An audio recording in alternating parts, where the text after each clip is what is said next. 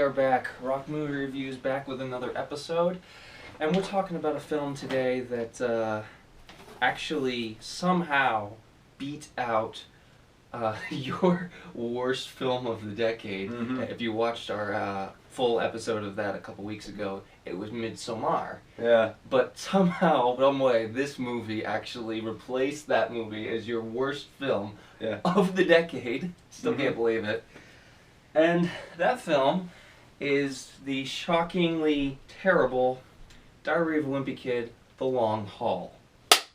This summer, This is perfect! new places, Player Expo's in Indianapolis this weekend. It's only 2 inches away. I'm not sure that's how maps work. Changing destination. new faces, I'm gonna gun it. What'd you guys do? new trouble,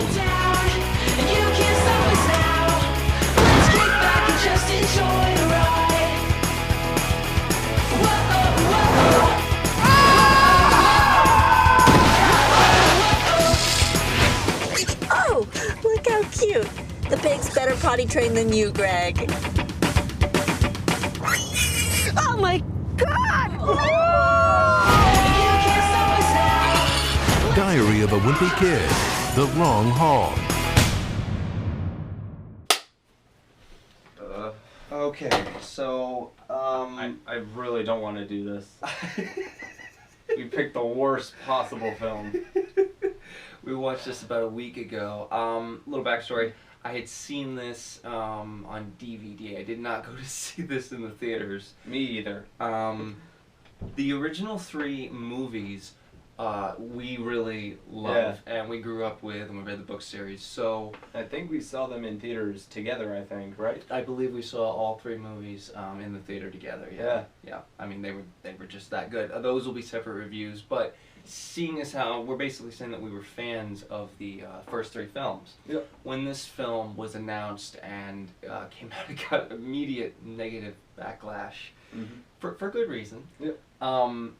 But I wasn't going to go see this in theaters. You weren't either. You Nah. kind of dropped off the whole Diary of a Wimpy Kid train at that point. I was curious and I was trying to stay positive, but then the trailer came out and I was like, oh no, oh dear God, no. And my suspicions were correct. So yeah, I saw this again on DVD by myself. You just saw this for the first time. I watched it with week. you. And On rewatch, boy. this movie has gotten considerably worse. It wasn't even good when I first watched it. I thought it was mediocre to really bad. Yeah. And then on rewatch last week, this has gotten even worse. Yeah. I'll admit, when the first 20 minutes I thought it was going to be mediocre, and then it was like, towards the middle it was almost so bad it was good. Mm-hmm. Yeah. And then towards the end you realize this is just god It's awful. it's I mean, just garbage. Just complete garbage. this was one of the hardest films I've had to watch. And yeah, I know you're going to say, well, you picked Midsommar as your worst of the decade. Yes. That was during that time period. Yeah, it was. But- This is a 2017 film. It's been out for a couple of years. This is a case where the beginning of the film actually shows a little bit of promise. Yeah. Because they treat it as like a sequel, but with an entirely new cast. So it's like they're blatantly continuing the story, even though they skip 5 books. Yeah. We'll get into that later. And they're using the same kind of directing style. And the same people, producers, writers, and directors, came back to do this film. Yep. The problem is that it's not with the original cast, and I think that is the biggest issue with the movie. Definitely. Because this movie does start out okay, and then this is just one of those cases where it's like it just keeps going downhill more and more until you literally reach the bottom where there's like a flaming car wreck at the bottom or something like that. That's the metaphor I'm going with. So we'll get into plot. I'm going to do the plot. So this is, obviously the Heffley family, if you've read the book, they're going on a kind of a vacation. It's a road trip, basically, the long haul.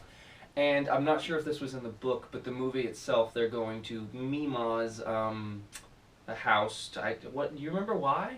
I don't. I don't either. Probably just to spend time with her. I think it's just spend time with her, or it's like I think the anniversary. Maybe it's their Mima's birthday. I can't remember. I feel like maybe it was her birthday. Yeah.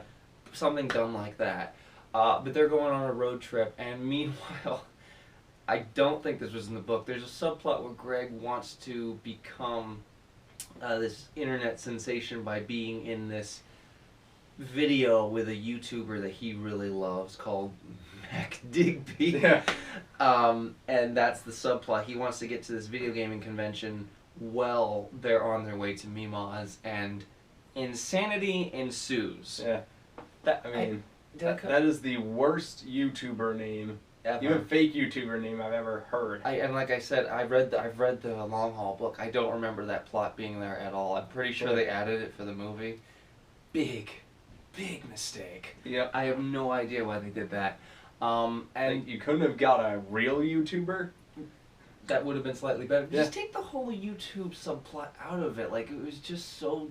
It was already dated, and it was like... It felt just completely shoehorned in. It's like, this doesn't feel like it needs to be in the main plot. Like, it added no value to the plot and didn't do anything to progress the story at all. Yeah, exactly. It just didn't need to be there at all, and it was just that part was the biggest waste of time. I'm like...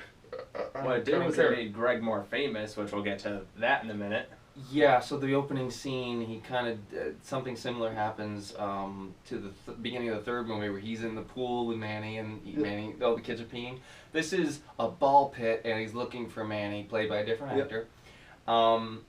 And he pulls out a diaper, and then he just starts screaming, "It's a diaper! It's a diaper!" And then people start filming like a crazy lunatic, as opposed to just taking the diaper off his hand and being like, you know, not making a big scene about it. Instead, he does. That's one of the issues. And what's funny was that it was stuck to his hand. Yeah, like I don't think that's how diapers work. I don't think, unless you got tape stuck to it. Yeah, or glue. Right, exactly. And then people start filming him, and he's known as Diaper Hands, which is like this new YouTube sensation in the worst possible way. Mm-hmm. So that's the reason why he's trying to get into this YouTube video with the with his idol, as he calls it. Yeah. I think that's the main plot for this movie. There's really not much else to it. No. Hijinks and mischief and really, really dumb stuff ensues. Okay, so we got through the plot. Yep. We're still breathing. We got through the plot. Now we're going to talk about what this movie does well and what it does awful. Yes, we'll talk about that before we get to the cast. Yeah. So, floor is yours. So wait, are we going to do pros and cons first? Yeah, we're going to do pros and cons, and then we'll get into the cast briefly, along with the pros and cons. So go ahead. Yeah. So, as I stated, I absolutely hated this movie, and I've updated my list over the course of the decade. Yep. So the pros I have for this film is that the characters at least stay consistent as to who they are. There's no change in, like, what do they call it? Like, no one changes their goals at all. Yeah, the story arcs and the characters themselves and their values are relatively the same. And they at least stay consistent to what they believe. They are consistent in that way. And those animated segments in the original trilogy, they have those in here, and they're just as good. Yeah, they're well put in there, and every time an animated sequence happened, I kind of was able to take a deep breath, because I was like, oh, okay, we got a break from the actual movie itself, you know? But the problem is there's not enough of those animated segments in there. I feel like the original trilogy had just the right amount of animated segments, and they went on for a good amount of time. Yeah. The problem here is that I wanted more animated segments, and they're like maybe 5 seconds, 10 seconds long, and boom, we're back to the movie. And unfortunately, those are the only two good things in that song in the end credits. Song of the end credits was the only song that actually fit the movie itself. We'll get into that with music, but yeah, there was that end credits song, and then those animated sequences are probably the only two redeeming factors about this movie. And I would say a couple of performances when we get into cast are okay. Yeah. But the majority are terrible. They are. They really, really are. So you already talked about the pros. Cons, as we mentioned music. They had a 5 Seconds of Summer song, which was good, but Permanent Vacation didn't really add anything. They added Pitbull. They have a Pitbull song in a Diary Wimpy Kid movie. Like, just this isn't music, but they spoke. Wow. They had Spanish DVDs playing in the car. So bad, so they cringy. played Spice Girls numerous times. Yep.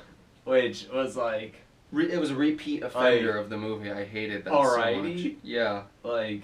It got worse each time they brought it back up. And I was like, we don't need this. Stop it. One time they played the song, it actually went on for more than a minute, and it was way too much. I wanted to leave the room. I was like, I'm done. I can't deal with this anymore. I know.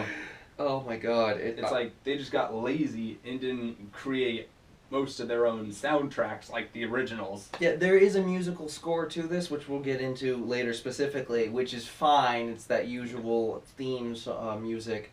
But the problem is they don't use it enough, and the shoehorn music that you were talking about is in there way too much, and it's like, this just feels completely out of reality. Like, just everything that was happening, the song choices, there was such a heightened level of stupidity to everything. I was just like, am I watching a cartoon? Because I feel like I'm watching a cartoon. Speaking of stupid, yeah.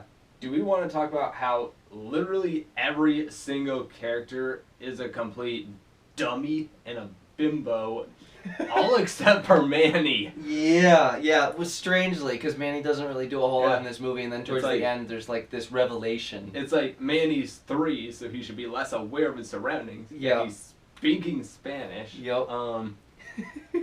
He guesses a pig's weight correctly. Just by saying 4, 5, 6. Dumbest thing ever. They give up that pig in the movie, and then he knows how to get there.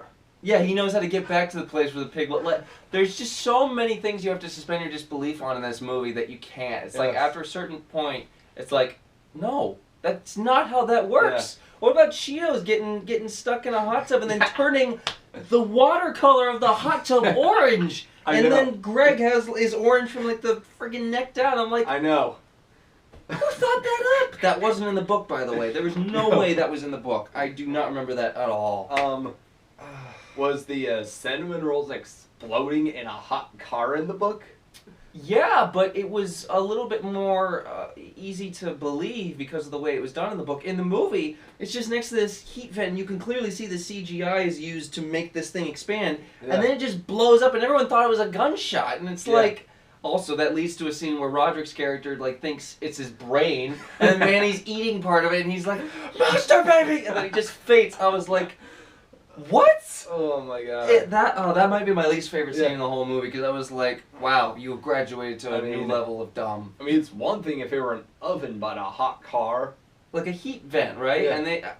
Yeah. And the CGI on that cinnamon roll can was really bad, too. Not only do they get their science wrong, they get their history wrong. So, they're actually looking through a family portrait. Here's a photo of one of their great relatives who's in a World War II scrapbook, outfit. Mm-hmm. And so, I think, the car's stuck in the mud. Yeah. They're trying to get out. And then Greg literally makes this emotional speech that's supposed to be motivational. But it's not. But you want... And this got us laughing our asses off. Yes, it did. And it's when he says, well, if it wasn't for this family member, we wouldn't have gone against the British and won in World War II. And here's the issue with that. Yeah. We faced the Germans and the Japs in World War II. The British were our allies. Yep. I think he was talking about... And the only time we hated the British was in 1776. The Revolutionary War? Yes. Yes. So he actually got the time period completely wrong. So we focus more on that than the fact that it was supposed to be motivational, because it's like, you're trying to motivate your family, but you're not even getting facts correct right now. I mean, I laughed so hard I nearly just bawled. Yeah, you were pretty hysterical. Yes. When you pointed that out to me, I was just like, I had to take a minute and be like, what? Wait a minute. What? Yeah. And they kept that in the movie too. Like, I don't know if it was intentionally put in there, but why? I don't understand. I know. That's like one of those. Oh my god.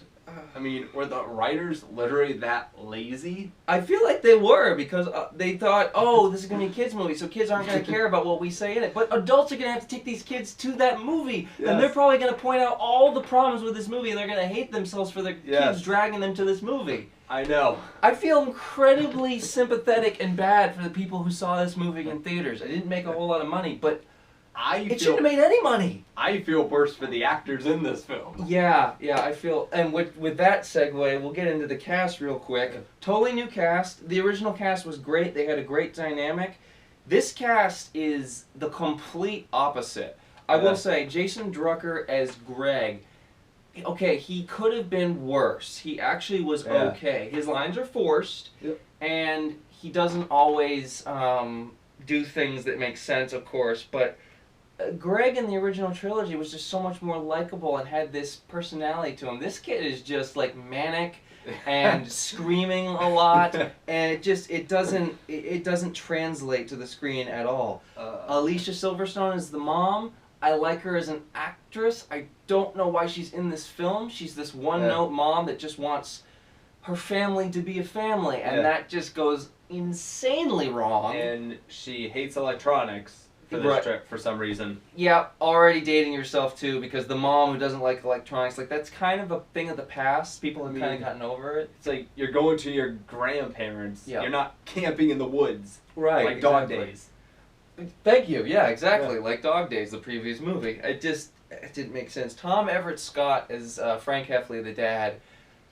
Bland, vanilla. He wasn't, okay, so he's not terrible. He's better than Greg's character, I would say, because he's a good actor, and so is Alicia Silverstone. The problem is that Alicia and Tom don't get anything to do in this movie. They're just as the stereotypical mom and dad, and I mean, Tom, like, completely underplays his character. He is just literally the dad. There is nothing to him. He delivers his lines so boringly, it just... Yeah, no, he was completely and instantly forgettable, and I've seen him good in other movies, which really killed it for me. Charlie Wright as Roderick, as you probably know, you watching this video right now, as you probably know, hashtag Not My Roderick was an actual thing that became something when the movie trailer was released. I think the trailer received a ton of dislikes. He was probably the worst part of this entire film. Yeah, so Devin Bostick's Roderick in the original trilogy, he had this lovable stupidity about him and this insanity that you were able to buy. Yeah. He never went too over the top. It's not like he wasn't smart. There were just some things he didn't think through. Right, but he was smart, and he did actually have a character to him. And in Roderick Rules, which we'll get to in a later review, he and Greg, like, you really see the layers of Roderick. Not so much in the first movie, but definitely in the second and third. You see him as an actual character. Yeah. This guy has not acted at all, because he completely, like, overcooks his role. I'm sorry, just completely, what's the word, overcooks? I think it is, yeah. He's over the top in every way. None of his lines seem remotely realistic. He's dumb for the basis of being dumb. Oh yeah, there's no point. There's absolutely no point.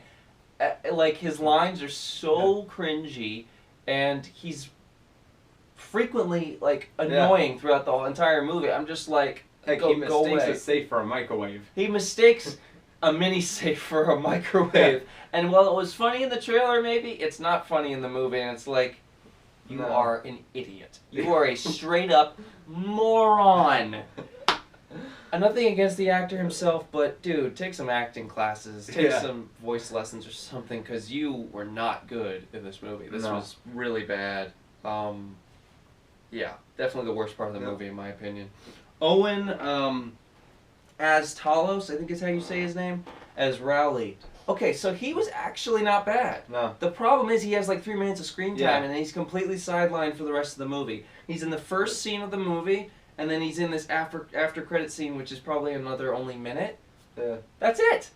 Rowley was in all 3 of the movies throughout. Yeah. And for some reason in this film, they were like, oh, well, he's a new actor, a new character. He's never acted before, kind of like Charlie Roderick. Yeah. So let's sideline him for the whole movie. Why couldn't we have sidelined Roderick for the whole movie? I have no idea. I would have taken this Rowley over this Roderick for this film, and I feel like it would have improved. Definitely. I'm just saying, because I actually thought this Greg and this Rowley had okay chemistry. Not like the original trilogy, but they were okay, and Rowley's character, Owen's Rowley, actually had some good lines. When he's talking about how it's like, oh, this is only like an inch away, when he was talking about the map, he's like, I'm not sure how that's how maps work. Yeah.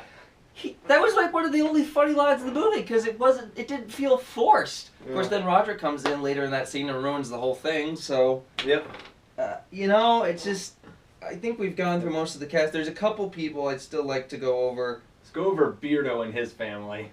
We will, but Dylan Walters and Wyatt Walters as Manny, it's fine. He's just, he doesn't do anything really, and he did nothing for me. He's just in the movie. And can we talk about how in the car when he's throwing a tantrum, he's a robot.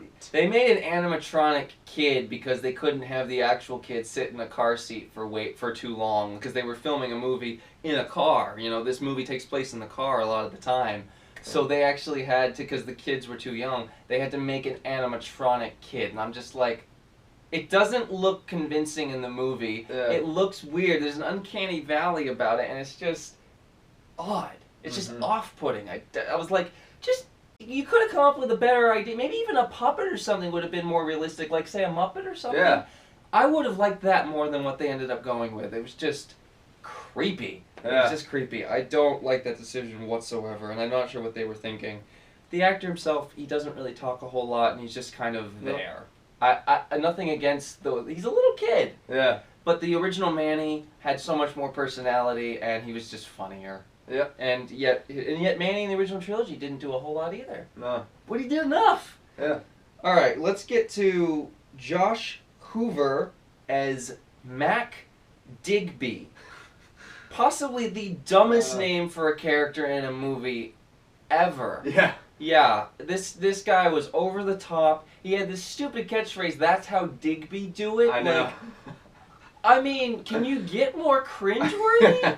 Probably not. I mean, even if he was a real gamer, just that name alone, I would not watch his channel. No, I wouldn't either. And he had colored hair, kind of like how Markiplier did at that one time. But again, this was 2017. It was dated. Let's Plays reached their peak a couple years before that. It was, oh god, just immediately forgettable. This character I wish was not in the movie ever at all. Why was he there?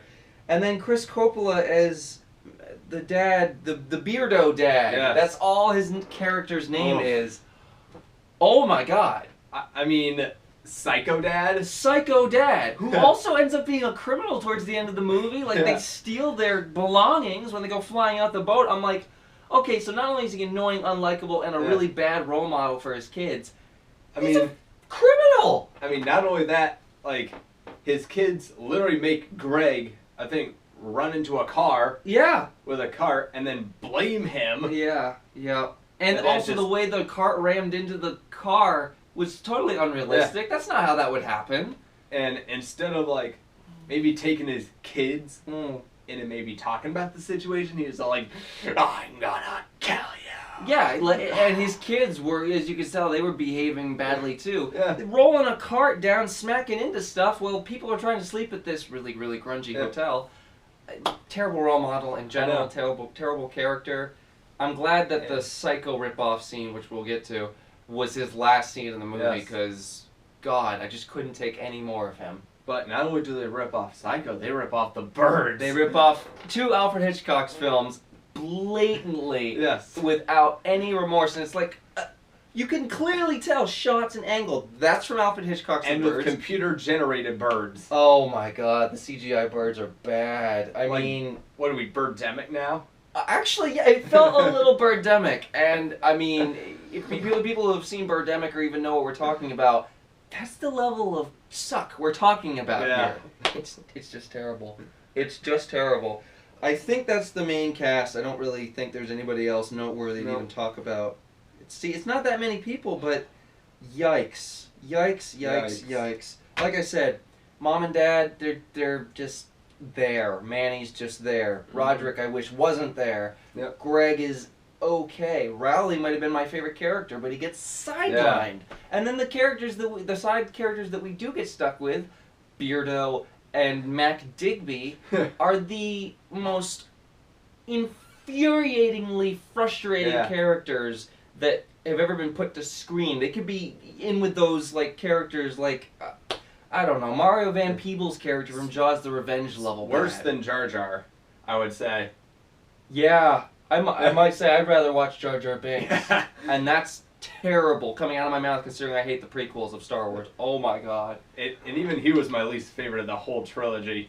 Oh yeah, mine too. I think the prequel trilogy is terrible. That's for another video. But that's the cast in a nutshell. Thank God we're done that. Okay, I don't even think it's worth talking about cinematography, directing, or whatever. No.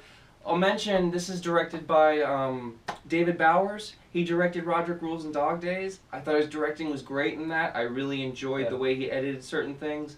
In this movie, it doesn't... What happened? What happened? Like, the ripping off of the two Alfred Hitchcock movies is bad enough, but there was way too much CGI where it shouldn't have been in a movie, and you could tell it was CGI. Yeah. Oh, it was bad. The CGI pig, the CGI birds, the CGI vomit. Yes. Oh my god. My god, I have never been so grossed out and so mad at a scene before. I'm like... And they had to do it in slow-mo. And they had to do it in slow-mo to make it even more painful. This was my face while I was watching. I was just like... like, what the living hell? Way too much CGI. Again, not even going to talk about the cinematography. It's... It's standard. I mean, I'm sure they went through a lot to have to film this because it was in a car. They probably had to do all sorts of different techniques, but they got way too much of a budget for this movie. They should have gotten a smaller budget and worked with what they had. Because this is the case of a movie getting too much of a budget and then just, like, wasting it. Yeah. Wasting it. The music, this is the same composer as the first, of Roderick Rules and Dog Days. Edward Shearmar, again, the musical theme is fine. But they use too many real songs. They use too many real songs. The musical theme itself is not really in the movie a whole lot. It's there when the animated sequence is there, but otherwise it's just not used enough. No. This is like a study of, you look at the original trilogy, that's what you do right. And then the fourth one is literally an experiment on, like, everything done wrong. Yeah. And I just don't understand why this movie was made. And that being said, I think we're just going to score this turkey. Alright, so what are you going to give this movie? Okay, so we do solid numbers out of 10. I'm making an exception for your score because I know what it is. Yeah. I'm going to give Diary of a Wimpy Kid the Long Haul. As a fan of this series, this book series, this film series, this is an absolute middle finger to the fans of the films and the books. Yep. This gets a 1 out of 10 for me. Wow. This is almost complete garbage that I probably will never watch again unless I get a couple drinks in me, and you can only enjoy it if you're intoxicated. What's your score? Alright, so before I reveal my score, I just have some final words. Yeah. This was the worst movie I have ever seen in my entire life. And you've seen a lot of movies, so that's a big statement. It is. Yeah, I'm still kind of shocked that's true for you, but... As for my score, I am going to... This is the only movie that I give this score to a -0. -0 out of 10. I'm sure you gave Midsommar a higher score than that, and that... I mean, that just is mind-boggling. We do not recommend you seeing this film unless you're old enough to drink. Then maybe you can enjoy it. If you're a fan of this series, I would avoid this at all costs. And this film franchise is probably dead. I think this film killed it. Watch Spy Kids 4 over this. Yeah. Spy Kids all the time in the world is a better film than this. Yep. And I didn't think I'd ever say that. So... There you go. Or watch Jaws the Revenge over this. Really? Really. Jaws the Revenge is so bad it's good. This film isn't even that. It's just straight up terrible. Yeah. And with that being said, that's our review of Diary of a Wimpy Kid the Long Haul. We'll be back very, very soon to talk about the original trilogy.